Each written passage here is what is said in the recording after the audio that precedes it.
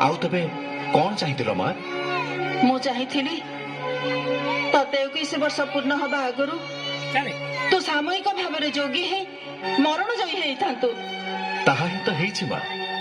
तुमर पुत्र गोविंद चंद्र मृत्यु को जय करिछि, तुमर आदेश पालन करिछि। ना ना पुत्र ना, थर महाकाव्य रामायण कथा स्मरण कर। प्रभु रामचंद्र पितृ सत्य पालन करी 14 वर्ष वनवास जाइथिले मध्य वनवासरु फेरी से पुनर्बार अयोध्यार राजसिंहासन अभिषिक्त होई प्रजा पालन करथिले। मां, प्रभु रामचंद्र कथा स्वतंत्र मां। से थिले स्वयं नारायण अवतार।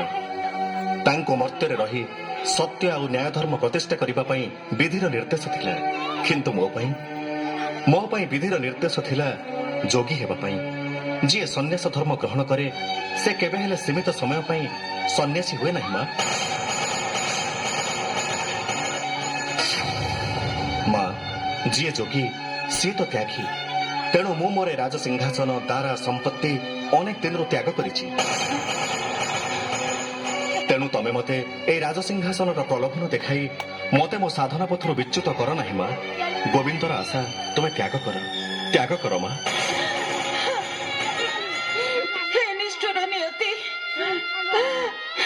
मो कोलर मो एक बड़ गोविंद चंद्र को छड़ाई नबा जदि तोर निर्देश थिला तेबे ताकु त्याग करिबाकु मते असीम धैर्य और साहस देलुनी काहेकि? ए दृश्य देखिबा पूर्वरु मते तू पत्थर करी दे विधाता, मते तू पत्थर करी दे। भविष्यतर दुख को सह्य करबाकु मते जड़ करी दे विधाता, मते जड़ करी दे। माँ माँ तुम्हें कांदो नहीं, तुम्हें धैर्य धर। रानी रोद मां, तुमे पुणी कहीं आसिल? स्वामी, तुम चल पथरे बाधा सृष्टि करने मु आसी नहीं, आसी केवल थरटे तुमको नयन पुराई देखा मु जाने माँ एते गंभीर ज्ञानर अधिकारी है सुधा जितेबले तुम जुक्ति आगे पराजय स्वीकार करिसंती मो छार साधारण स्त्री है कहिबे बा कौन? केवल भगवान का निकट रे हत भागिनी एतिकी प्रार्थना। तुम्हें जेउठारे भी थाओ पछके भलरे था। कांद नहीं अकाल मृत्यु पथर जात्री तुमर स्वामी आज साधन सिद्धि लाभ करी होइछि कालसंत। यह कौन तुम गर्व एवं गौरवर विषय नुहे? मु जेउठी थाए सुधा तुम सीमंतरे सुहाग सिंदूर चिरदिन झटकुथिब। एबे खुशी मनरे मते विदाय दियो, विदाय।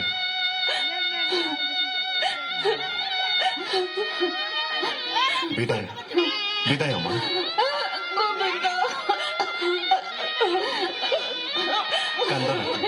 कांद नहीं मां। तुमर सही अतीतर सही अमृत बाणी थरे मने पकाओ मां। से दिन पर तुम कहिथिल भजो कि नाराम नाम रे कुमर जपु कि नाराम नाम भजी न पारिले फूल चंद्र मारे